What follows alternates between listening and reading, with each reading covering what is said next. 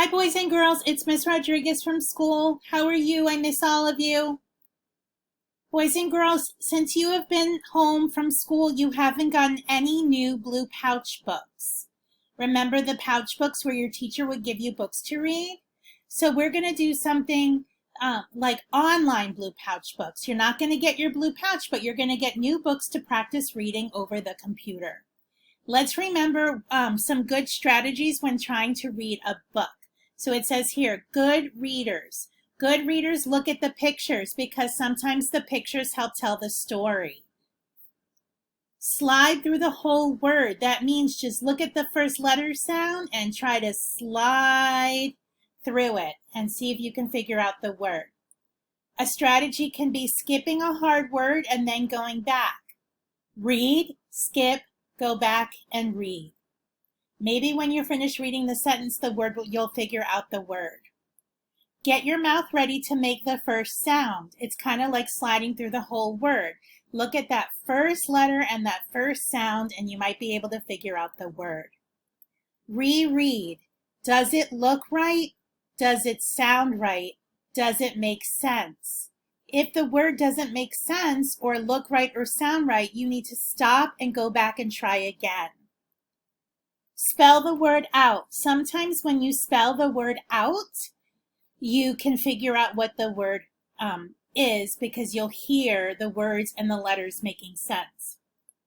Try a different vowel sound. We know that every vowel has a short and a long sound, and maybe if you try the other one, it will make more sense to you. Think of a rhyming word you know. If you know the word is cat and then you see H-A-T, you know the word is hat. But there are so many rhyming words and that might help you. And then the last one that we talk about is chunking. Looking for 2 small words or 3 small words in a big word.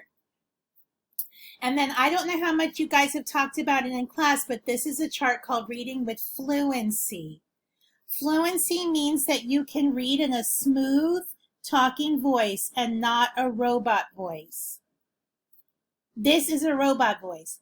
Think about the meaning of the sentence or story.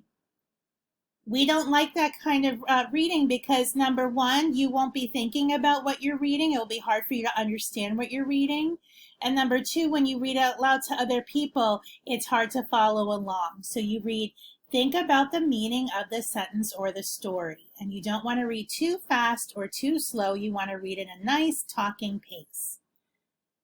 Chunk parts of the text together to make it sound smooth. So let's talk about reading here. Punctuation. When you see a period, you stop.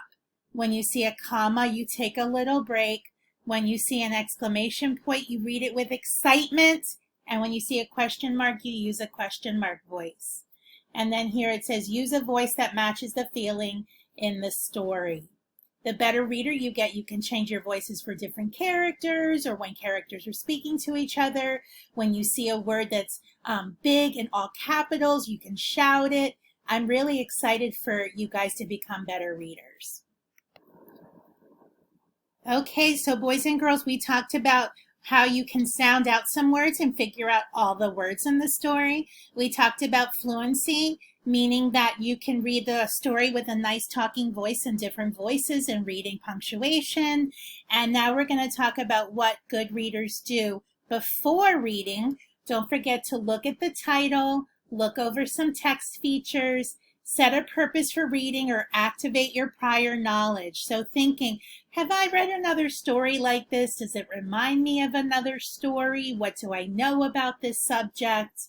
During the reading, you're going to make predictions, meaning like try to guess what's going to happen next. Picture the story in your mind, thinking about the characters. Ask yourself questions, and after, reflect about what you read. Did you like the story? Did you like the ending? Can you retell the story? And were the predictions that you made correct? I know it's a lot. I'm just giving you some ideas before we start reading. So this was just a little introduction before you read the stories, but I'm really looking forward to working with you. Get excited.